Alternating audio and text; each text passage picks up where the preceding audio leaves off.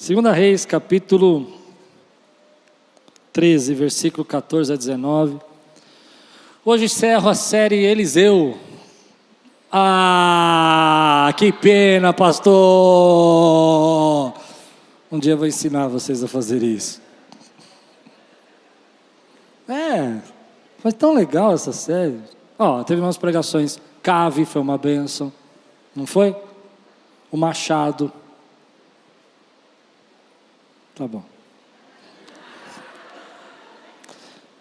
Deus abençoe sua vida, minha irmã, porque só você fez assim para mim. Glória a Deus. Mas hoje é um texto que eu gostaria de encerrar essa série. E não queria encerrar sem pregar o fim da vida de Eliseu, o final da vida dele. Segunda Reis, capítulo 13, versículo 14 a 19. Levante bem alto a sua Bíblia. Estou bem atrasado hoje, né? Diga aí, essa é minha Bíblia. Eu sou o que ela diz que eu sou. Eu tenho o que ela diz que eu tenho. Eu posso o que ela diz que eu posso. Abrirei meu coração. Deixarei a palavra de Deus entrar. E nunca mais serei. Amém.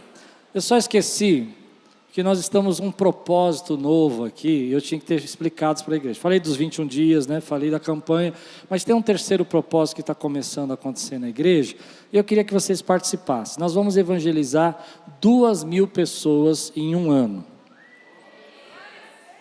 Quem está dentro aí, diga amém. E eu vou explicar como é que nós vamos fazer isso. É possível evangelizar 2.000 pessoas em um ano? Nós vamos evangelizar assim. Nós temos 43 ligas aqui. Só cadê os líderes de liga? Levante a mão aqui, ó. Tem 2 aqui, tem ali, ó, na câmera. Aqui bancada ali atrás, Elias, né? A Bruna. Eu não enxergo aqui, não sei se é o Andrezinho, mas eu vou na fé. Acertei? Faz assim para mim. Eu estou vendo 5 dedos aí, mas deve ser ele mesmo. Tudo bem. Eu preciso trocar de óculos urgente. Bom, nós vamos fazer assim. Nós temos 43 ligas, faz a conta comigo. São 12 meses no ano, certo? Multiplica 43 por 12, dá quanto? Vocês não sabem, mas eu já sei, porque eu fiz o primeiro culto. 516. 516 visitas, né? 43 vezes 12. Uma vez por mês, as nossas ligas vão fazer um culto de ação de graça na casa de alguém. Você pode escolher um líder, você pode, mesmo que você não faça parte de líder, se você abrir sua casa e chamar os seus parentes, vizinhos, nós vamos lá uma vez só por mês, uma vez só, nós vamos na sua casa uma vez só, né? Não é toda hora, não é para acostumar, uma vez só. Você reúne a família, se cada casa tiver 4 pessoas ali não crentes, só 4, tem casa que vai ter 10, mas vamos pensar 4, amém? Faz aí, 516 vezes 4. Faço para vocês, 2.064, eu sou ótimo de matemática. Não, na verdade é o primeiro culto, eles fizeram essas contas todas. 2.064. Então nós vamos fazer o seguinte, deu certo, não deu 2.000? Então a partir desse mês, os nossos 43 líderes de liga, jovens, líderes de jovens, de mulheres, eles estão abertos para você, uma vez por mês só, não é 10 cultos, eles não vão fazer 20. Se esse mês eles tiverem um culto, já está, entende? Então nós vamos fazer 43 cultos por mês.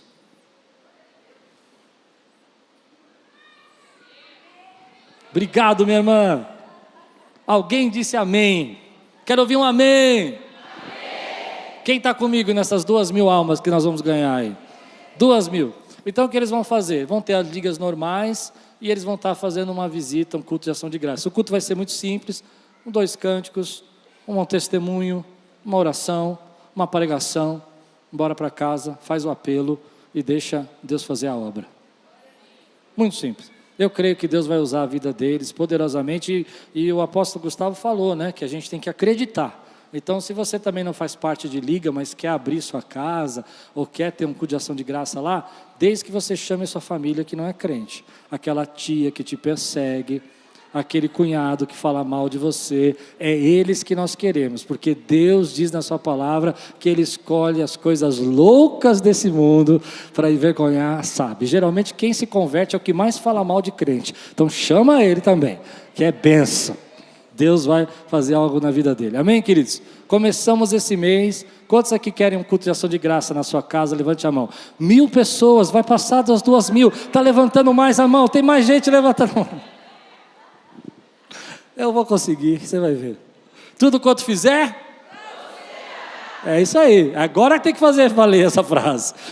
Amém? Abre lá a sua casa que eles vão lá, mas não é para você o culto, irmão. Não é culto pastoral, é evangelístico. Né? Eu queria que vocês viessem aqui, que eu tenho muitos problemas para contar para vocês. Não, nós vamos preservar. Vamos lá. 2 Reis, capítulo 13, versículo 14 a 19. Ora, Eliseu estava sofrendo da doença da qual morreria. Então Joás, rei de Israel, foi visitá-lo e curvado sobre ele. Chorou gritando, meu pai, tu és como os carros e os cavaleiros de Israel. E Eliseu lhe disse, traga um arco e algumas flechas. E ele assim fez. Pegue o arco em suas mãos, disse o rei de Israel. Quando pegou, Eliseu pôs suas mãos sobre as mãos do rei e lhe disse, abra a janela que dá para o leste e atire. O rei o fez. Eliseu declarou, esta é a flecha da vitória do Senhor, a flecha da vitória sobre a Síria. Você destruirá totalmente os arameus em Afeque. Em seguida, Eliseu mandou ao rei pegar as flechas e golpear o chão. Ele golpeou o chão 3 vezes e parou. O homem de Deus ficou irado com ele e disse, você deveria ter golpeado o chão 5 ou 6 vezes, assim iria derrotar a Síria e destruiria completamente, mas agora você a vencerá somente 3 vezes. Vamos orar? Senhor, fala conosco nessa manhã, traz a tua palavra ao nosso coração.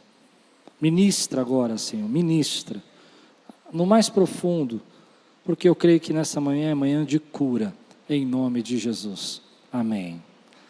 Eu gosto que vocês repitam algumas frases que eu falo, para que vocês decorem. Não precisa falar para ninguém, é só falar para você. Deus quer me dar a vitória completa. Tema de hoje. Deus quer me dar a vitória completa. Vai vir um ataque, vai vir uma batalha na tua vida e você vai dizer, Deus quer me dar a vitória completa. Vai se levantar tribulações e problemas como na vida de qualquer pessoa, e no meio desse problema, no meio da semana, você vai lembrar dessa palavra e falar,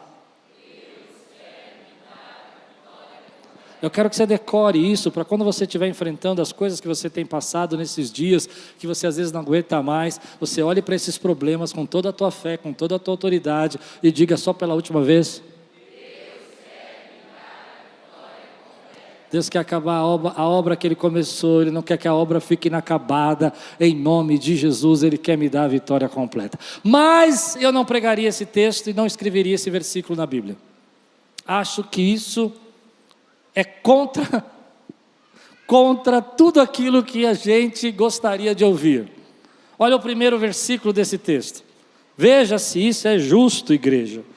Ora, Eliseu estava sofrendo de uma doença da qual morreria.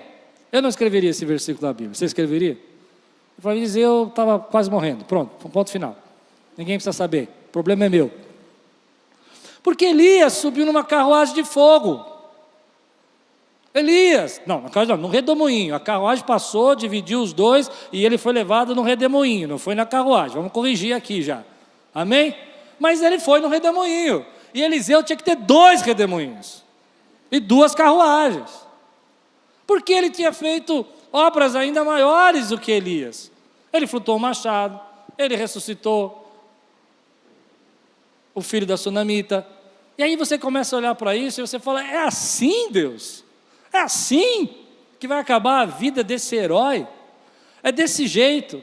Alguns profetas a gente sabe que foram cerrados ao meio, decapitados, tiveram o galardão de mártir, entende? Tiveram a vitória do mártir. Outros, como Elias, vão ser levados aos céus. E eu fiquei pensando, eu não quero pregar sobre isso. Eu não quero pregar, e Eliseu estava de uma doença mortal e ia morrer. Mas aí eu fiquei pensando que algumas coisas Deus quer tratar conosco, às vezes nos usa a vida da gente como exemplo e testemunho. Se todos os profetas e todos os homens de Deus na Bíblia fossem arrebatados e subissem num redemoinho, o que seria da gente? Que passa luta e problema com qualquer pessoa, e que às vezes a gente não enxerga, né, que Deus está conosco no meio dessa batalha. O que seria de nós, quando a gente enfrenta algumas lutas, apegado com Deus, buscando a Deus, clamando por Deus, e de repente a gente passa pelo vale da sombra da morte, e a gente fala, meu Deus, mas por que isso aconteceu? Será que o Senhor me deixou? Será que o Senhor não está comigo? Será que não é real o que está acontecendo aqui hoje? Essa tua presença nesse lugar não é real? Porque olha onde eu estou, olha a batalha que eu estou enfrentando, olha a luta que eu estou passando.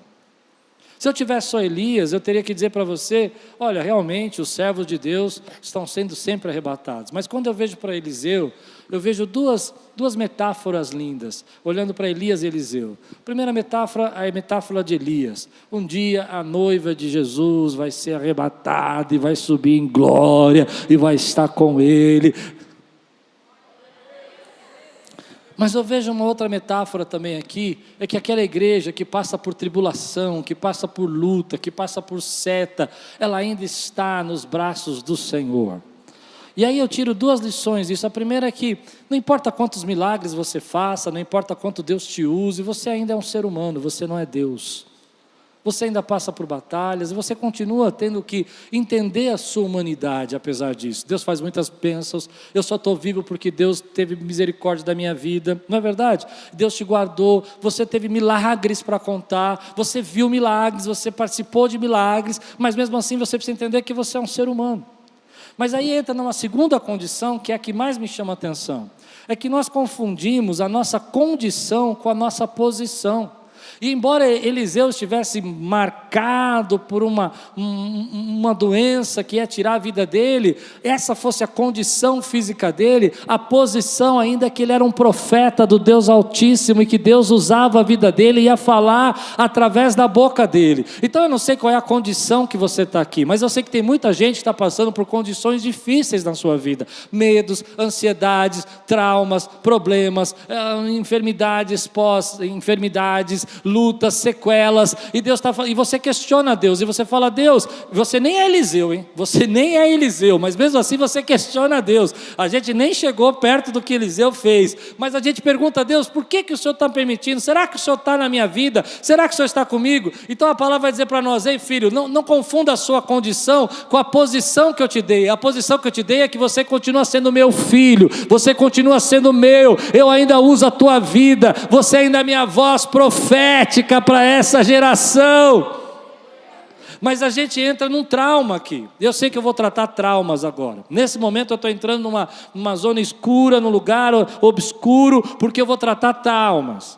Porque a gente começa a questionar a Deus. Como que servos de Deus podem ter uma doença mortal? Como que alguém que orou por cura e ressurreições pode ter uma doença mortal? Como alguém colocou sal na água e deixou uma cidade toda com a água purificada, pode estar no fim da sua vida tendo um final desse? Você já fez esses questionamentos, eu tenho certeza. E se você passou por alguns problemas nesse tempo, você já se perguntou, como eu posso dizer que Deus está na minha vida, se eu estou passando por tantas tribulações e tantas dificuldades? E aí Deus manda eu vir dizer para você, querido, essa condição que você está, não é a posição que Deus colocou. Ele ainda te chama de filho, você ainda é profeta, você ainda é usado para a glória de Deus. Mas Deus tem que tratar minhas frustrações. Porque eu me lembro que eu tive uma crise muito grande no começo da pandemia, quando um grande amigo meu, pregava aqui inclusive, um querido meu, um próximo mesmo, ele me liga uma semana, 15 dias, e nós conversamos, 15 dias antes, conversamos e tal, passa 15 dias, eu estou caminhando na rua, fiquei sabendo que ele tinha sido internado, um dia antes, e no outro dia eu recebo uma ligação de um outro amigo dizendo, nosso amigo morreu. Eu falei, não, leva todo mundo que é mal, leva todo mundo que não presta. Deixa os servos aí, Senhor, já está tão difícil essa terra, só vai tirar servo. E eu vou falar para você, eu entrei em crise. Eu vou falar isso porque você não tem coragem de falar que você entrou em crise. Você não tem coragem de falar. Às vezes a gente não tem coragem de falar. A gente gosta de jogar isso para um tapete, assim, sabe, abaixo do tapete, e dizer assim, não, eu não quero pensar nisso. Mas eu vou dizer uma coisa que eu acredito, que esse texto está mostrando para mim. Eliseu é uma pregação, Elias é outra pregação. A pregação de Elias é o arrebatamento da igreja. A pregação de Eliseu, o sacrifício sou eu. O sacrifício é você. Até onde você vai com o Senhor? Até onde você continua profetizando e buscando e adorando, mesmo quando as coisas não são da maneira como você pensa que é? E eu vi muita gente nesse tempo, que passou por vale da sombra da morte, passou por problemas, teve perdas, foi abandonado, foi repudiado, foi esquecido, mas o coração de adorador não pôde calar, porque o sacrifício é aquela pessoa. O sacrifício aqui é Eliseu.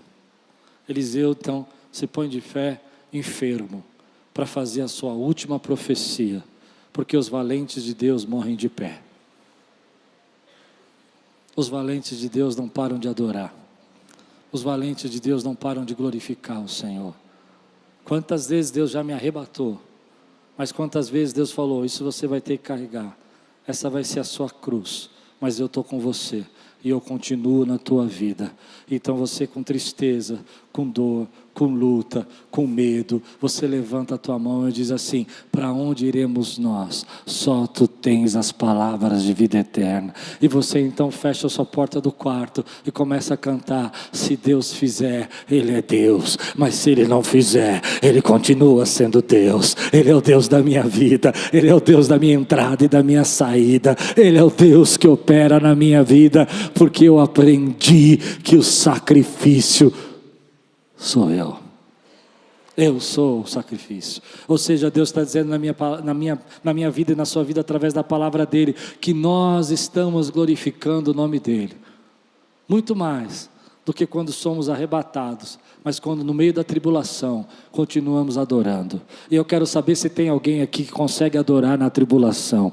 Se você consegue adorar na tribulação, levanta a tua mão hoje e fala, nada pode calar a minha voz profética, nada pode me separar. Deus quer curar você hoje, porque eu sei, meu irmão, que existe uma geração de pessoas que passaram por isso, que estão frustradas. Elas não estão abandonando Deus, elas não estão deixando Deus de lado, mas elas estão frustradas, porque algumas coisas não acontecem, e eu vou repetir, e nós nem somos Eliseu, mas nós ficamos frustrados, porque que Deus me deixou agora, porque que Ele permitiu que eu passasse por isso, porque que tem gente que chega para mim e fala assim, eu fui tomar uma injeção essa semana, e duas enfermeiras me atenderam e falaram assim, nós trabalhávamos lá no meio dos negócios, não vou falar que senão cai a live, né? No meio do tratamento, e nós nunca pegamos. Eu falei, vocês devem ser crente. Ela falou, não. Eu falei,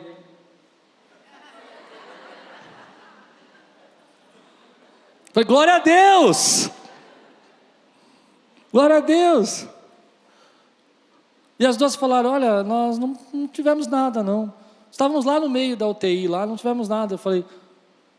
Eu olhei para o céu e falei,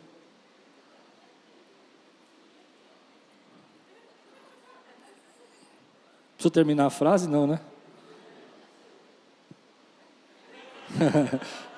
Eu quase falei, estamos juntos, Senhor. Mas você sai indignado disso. Por que eu? Eu tenho que pregar, tenho que ensinar, tenho que falar. Por que ele? Porque estava ensinando e pregando. Mas Deus quer tratar essa frustração, dizer assim, tua vida me pertence. Enquanto você quiser controlar a tua vida, e não entender que a tua vida depende de mim, você não vai viver. Deixa a tua frustração aqui agora, e só adora ao Senhor. Só adora ao Senhor. Eu não sei aqui quantos estão frustrados assim, mas no fundo da alma, não é uma frustração dizer eu não creio, eu não adoro. É dizer assim, Senhor, acho que dá para entender, né? Eu queria traduzir isso com palavra, mas eu acho que essa frustração não tem palavra. É uma frustração silenciosa. Hoje Deus quer liberar essa igreja dessa frustração. Deus quer curar vocês assim, ei, você está pronto para ser o sacrifício? Quem está pronto para ser o sacrifício, levante sua mão aqui e diga assim, o sacrifício sou eu. Eu não sei o que Deus tem para mim, mas eu confio, porque eu sei que a vontade do Senhor é boa, é boa, é perfeita, é agradável, e nada vai parar a minha adoração. Então o profeta levanta, meu tempo já acabou, vocês me dão mais uns 15 minutos ou não? O profeta levanta com as mãos trêmulas, eu imagino, enfermo. Lembra que o rei chegou chorando. Pai, tu és como carros de guerra. Você sozinho, porque lembra que ele pegou aquele exército e cegou todo mundo, levou todo mundo para dentro do arraial do rei lá? Então o rei está falando, você é como um carro de guerra, você pega todo mundo e prende com a mão e leva... E ele começa a chorar. E o rei, e o profeta diz, então pega o arco. Pega o arco. O rei pega o arco. E aí tem uma cena que eu fico imaginando. O rei pega o arco e o profeta vem com as mãos e põe as mãos sobre as mãos do rei e diz, estica o arco, puxa com toda a tua força, retece o teu arco, é o que diz na linguagem de ontem. As mãos do profeta, as mãos do rei, e ele lança a flecha da vitória. Deus tem uma flecha de vitória para nós. E sabe quem é a flecha de vitória? É você. Você é a flecha de vitória do Senhor. Você é a flecha da vitória do Senhor. Se você vai estudar a história desse rei, esse rei nem era muito chegado a Deus. Nem era muito chegado a Deus. Eu tenho que correr um pouco. Ele não era nem muito chegado a Deus. Mas Deus vai dizer que ele era a flecha da vitória. Porque Israel já tinha sofrido tempo demais nas mãos dos sírios. Eu quero liberar uma palavra hoje. E quero que essa palavra se torne uma profecia. Eu não sei qual é o problema que você está enfrentando. Mas você já sofreu tempo demais com esse problema. Chegou a hora da gente fazer um ato profético e declarar que você é a flecha da vitória, que vai encerrar esse ataque, essa batalha, esse cerco. Então retece o teu arco, recupera a tua força, entra no movimento e na unção de Deus nesse lugar, porque Deus quer gerar aqui uma vitória completa, Ele quer gerar aqui uma unção completa sobre tua vida, mas você precisa pegar o arco, você precisa arremessar o arco, você precisa voltar a acreditar, você precisa voltar a sonhar, você precisa voltar a dizer, Deus, eu sei que o Senhor tem vitória completa para a minha vida. Você precisa arremessar essa flecha na direção que Ele está mandando, para que você possa viver o que Ele planejou para você. E aí entra num assunto complicado, porque nós estamos cansados. O que eu mais escuto hoje é eu estou cansado. Eu estou cansado de lutar. Eu estou cansado de problema. Eu estou cansado de dificuldades. Eu vou falar com alguém aqui, eu não sei com quem é, mas que hoje, nessa semana, falou 3 vezes. Eu estou cansado disso, eu não aguento mais isso, e eu não quero mais fazer isso. Eu não vou nem mais me mexer. Eu não sei com quem eu estou falando. Mas hoje eu vejo esse espírito de cansaço. E o rei, quando ele pega essa flecha, eu fiquei pensando nisso, o profeta fala, arremessa a flecha.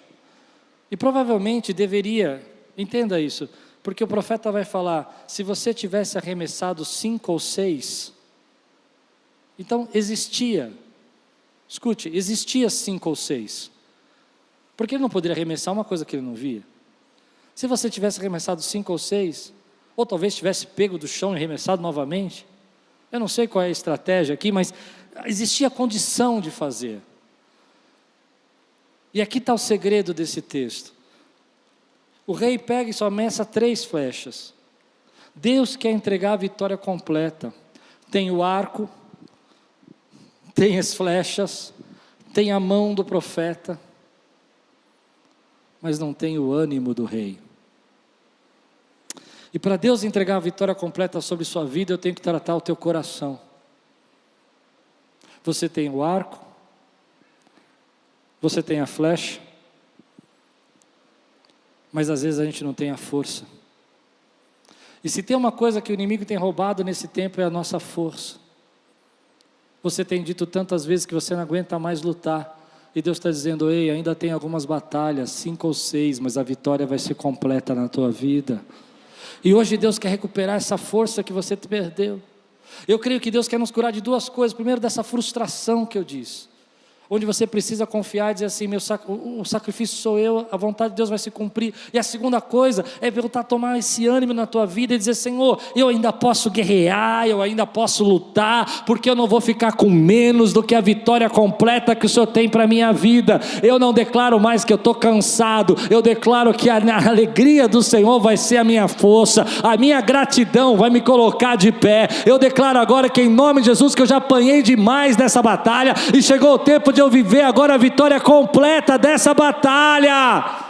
Eu expulso em nome de Jesus da sua mente esse cansaço que está paralisando você espiritualmente. Eu expulso dessa igreja e desse lugar, como autoridade nesse lugar, esse cansaço que está impedindo você de adorar, de meditar na palavra. Sai em nome de Jesus. Aleluia. Quantas pessoas aqui, Deus tem dado à sua mão o arco, Deus tem dado na sua mão a flecha, mas você não tem o vigor, você está cansado, você está exausto, você acha que não dá mais para lutar, e Deus está dizendo para você, eu ainda quero fazer algo na tua vida. O profeta doente, enfermo, tinha mais vigor do que o rei. Pronto, falei. O profeta doente ficou irado. Sabe por que ele está irado? Porque ele entendeu que a vitória completa depende de você. Não importa o ato profético, não importa a unção que está nesse lugar, não importa o quanto Deus vai falar nessa palavra, se você não se levantar e começar a dizer, eu vou arremessar as minhas flechas, porque eu vou viver o que Deus tem para mim ainda é cedo para eu desistir, eu quero viver tudo que Deus tem para conquistar agora nesse tempo, eu vou tomar posse em nome de Jesus. Mas para isso Deus precisa arrancar o cansaço, esse cansaço mental, esse cansaço físico, esse cansaço que gera preguiça, que você não consegue ter tempo para orar. E não entenda isso como uma crítica, porque eu também passo por isso. A gente para na frente da TV e fica, parece um zumbi. Eu não estou criticando, eu estou tratando. É verdade ou não é? E você fica ali olhando aquilo, não está nem assistindo. Você está cansado. Mas Deus tem renovo para você. Deus não quer que você arremessa 3 flechas, Ele quer que você arremessa 5 ou 6, porque a vitória que Ele tem para você é completa. A vitória que Ele tem para você é plana, é verdadeira, é inteira, integral. Mas tem muita gente aqui que precisa lutar contra isso. Então, algumas chaves aqui. Pegue aquilo que é a sua ferramenta de batalha. Volte a esticá-la com toda a força e arremessar suas flechas na direção da tua vitória. Creia que você já apanhou tempo demais nesse problema e chegou o tempo de você começar um novo ciclo na tua vida. Ao invés de você apenas receber os ataques e os cercos, chegou a hora de você avançar, entrar em territórios que você não possuía, que você não conhecia, mas você precisa recobrar a tua força, o teu vigor. Você precisa acreditar o que Deus pode fazer na tua vida. Então deixa esse cansaço aqui e começa a declarar na tua vida, Deus tem mais para mim. E o jeito de eu conseguir é vencendo essas batalhas. Eu preciso vencer essas batalhas. Se eu não vencer essas batalhas, não existe vitória aqui se você não quiser. Aliás, à noite escute a pregação, porque não existe vitórias se você não estiver pronto para guerrear as suas batalhas. Eu não vou contar não o que eu vou falar à noite. É especial, é um segredo que Deus falou comigo esse ano, no final do ano passado. Nós precisamos aprender a lutar as nossas batalhas. Então o profeta vem e põe a mão sobre a mão dele. Esse é um símbolo. Você quer vitória na tua vida? Deixe Deus pôr a mão sobre a sua mão, deixe Ele conduzir, deixe Ele ser a força que vai te ajudar a puxar o arco. Deixe Ele ser a mão que está conduzindo agora as tuas vitórias, os teus chamados. Quando a gente olha para isso, a gente percebe, querido, que às vezes nós estamos querendo arremessar o nosso arco e a força está acabando, porque a gente não consegue. Mas quando Deus vem pôr a mão sobre a nossa mão e puxa, diz: puxa, filho, que eu vou te levar na direção dessa flecha, porque eu tenho flecha da vitória, e ela vai mais longe do que você podia imaginar. Então você começa a perceber que Deus pode fazer as vitórias que por anos você não conseguia.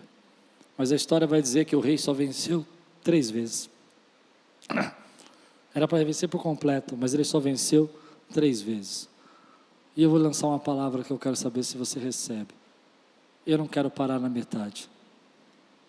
Eu quero viver a vitória completa que Deus tem para a minha vida. Eu não quero parar na metade. Eu não quero dizer: nós já fizemos isso ou aquilo. Eu quero viver tudo que Deus tem para nós. Quantos aqui querem viver tudo que Deus tem para nós? Então diga comigo, em nome de Jesus: eu já sofri tempo demais com esse problema, e agora eu estou recobrando o vigor, porque eu quero viver a minha vitória completa. Diga aí, completa, em nome de Jesus. Para terminar, versículo 20 e 21. Eliseu morreu e foi sepultado. Todos os anos bandos de moabitas costumavam invadir a terra de Israel. Certa vez alguns israelitas que estavam fazendo o sepultamento viram desses bandos. Então os israelitas jogaram o defunto na sepultura de Eliseu e fugiram. Assim que o corpo tocou nos ossos de Eliseu, o homem ficou vivo de novo e se levantou. Vou tirar 2 lições disso, para recobrar o teu vigor. A história que Deus tem com você não é igual com todo mundo. A história que Deus quer escrever na tua vida não é igual, não adianta você comparar. Se Elias subiu no redemoinho, Eliseu ressuscitou depois de morto. Porque o que Deus tem para fazer na sua vida, ninguém pode comparar. O que Deus está dizendo é assim: olha, havia mais da presença de Deus no Eliseu morto do que muita gente viva. Eles não ouviram o que eu falei. Eles não ouviram. Havia mais na presença de Deus em Eliseu morto do que muita gente viva. Então a primeira lição é essa: não se compare. Porque o que Deus tem para fazer na tua vida vai ser diferente, a tua história é diferente, seu final vai ser diferente. Eliseu morreu, mas a vida e a glória de Deus estava na vida dele. E a segunda lição aqui que esse texto me chamou é que Deus tem ressurreição, ou seja, Deus tem vitórias geracionais que vão ficar depois da tua morte. Eu sei que ninguém gosta de falar de morte, né? Eu não gosto. Eu aprendi isso logo no meu ministério. Você falar de morte, tem gente que fala assim na igreja: ai, será que eu vou morrer? Não, ninguém. Essa semana está todo mundo proibido de morrer. Posso ouvir um amém? Amém. Vocês falaram amém, né? Mas tem uma lição aqui interessante. Há coisas que você está gerando, que você está produzindo espiritualmente na tua vida, que vão ficar, que vão ser o seu legado, que vão ser sua história. Que nós estamos construindo aqui uma igreja, querido, que essa igreja, eu creio que se Jesus não voltar antes, ela vai ficar depois que eu partir. Amém? Tá bom. Nós estamos pisando hoje no legado de gente que pregou há 50 anos atrás, há 100 anos atrás, que chegaram no Brasil, quando o Brasil era uma selva praticamente, e abandonaram as suas casas na Inglaterra, nos Estados Unidos, e vieram para cá falar do amor de Deus. E depois que eles partiram, a palavra deles continua ressuscitando mortos. A palavra deles ainda continua ecoando e salvando vidas e transformando pessoas. Porque aquilo que Deus tem para nós é geracional. Ele transpõe a nossa geração, transpõe a nossa fase. Então aquilo que você está semeando hoje na sua casa, vai atingir os seus filhos, vai atingir seus netos, e vai ressuscitar pessoas depois que você partiu, para a glória do Senhor. Vai trazer das trevas para a maravilhosa luz, vai trazer salvação para a tua casa. Mas não se compare. Não compare o que Deus tem feito na tua vida, porque a tua história é única. Enquanto uns estão sendo escritos de uma maneira, outros estão vivendo outras, e o que Deus tem para você é dele, é especial. Então viva a tua voz profética, viva a unção. Deixe Deus tirar esse cansaço da tua vida e essa frustração que as coisas talvez não foram como você esperava, que às vezes a gente, como servos de Deus, passa por momentos difíceis e até mesmo não entende porque alguém que cura tantas pessoas ou que faz tantos milagres não vive o milagre. Mas você precisa entender, confia no Senhor, deixa Ele continuar usando você. Levanta o teu arco, põe a mão sobre a mão do Senhor e arremessa a tua flecha, querido, porque a história que você está escrevendo vai abençoar gerações e gerações depois de você partir, e ainda vai estar ecoando na mente das pessoas, porque você deu espaço para Deus, você abriu seu coração para Deus, em nome de Jesus, em nome de Jesus. Então nessa manhã, Senhor, cura as nossas frustrações, cura os nossos medos, cura, Senhor, aquele pânico da gente não saber como vai ser o nosso futuro, porque ninguém sabe do seu futuro, mas uma coisa nós sabemos: existe um Deus que guarda, que cuida e que nos ama, e que ainda que a gente não entenda, Ele vai deixar um legado. Ele vai dizer assim: olha, servos bons sofrem, mas servos bons não param de profetizar e de adorar. E se você está sofrendo e você crê que Deus está falando com você, mas ainda tem vigor na tua vida, ainda você quer viver a vitória completa, fica de pé no teu lugar, pega o teu arco, porque eu tenho flechas para arremessar aqui nessa manhã de forma espiritual. Feche os seus olhos um pouco. Só os cansados agora. Só os cansados. Eu não sei para que eu preguei agora, mas Deus quer tirar esse cansaço. Você não pode arremessar 2 flechas e querer vitória completa. Você precisa até o fim. Só os cansados, levante a mão os cansados, quero falar com vocês. Ponha bem alto sua mão agora, porque você vai levantar o seu arco. Diga assim: Senhor, põe a tua mão na minha mão, recobra a minha força. Agora pega teu arco, faz um sinal com ele assim, ó. Cadê o teu arco? Pega a tua flecha, ó como eu estou fazendo, ó. Faz um ato profético, estica. Você estica muito pouco, estica de verdade, estica. E diga: em nome de Jesus, Deus tem para mim vitória completa. Arremessa a tua flecha, deixa ela voar longe, solta ela.